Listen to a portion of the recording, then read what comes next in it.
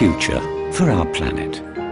It's obvious that humans cannot just carry on wasting Earth's resources, poisoning the water and the atmosphere, and risking catastrophic climate change. Everyone knows that something must be done, because we don't have a spare planet. Today, civil aviation accounts for 2% of greenhouse gas production, but has undertaken to halve its carbon emissions by 2050. So is this really feasible, given that the population of the world will have nearly doubled by then, with 9 billion potential travelers? Carving up nature to build new land-based infrastructures would have disastrous consequences for the environment.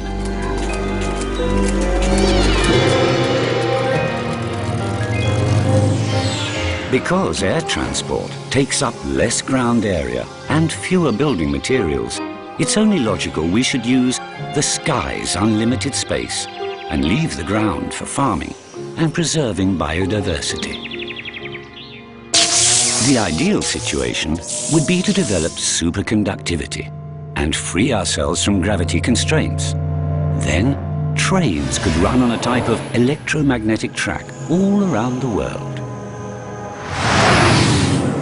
In cities, this sort of technology would also revolutionize the traffic by bringing it a third dimension.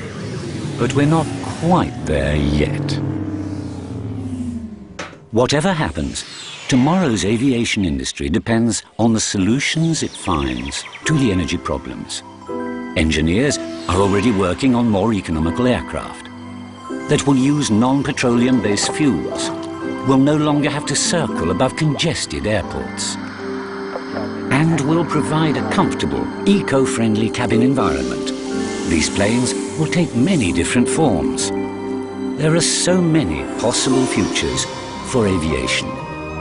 Airbus is committed to exploring them all, taking the best ideas and making them fly.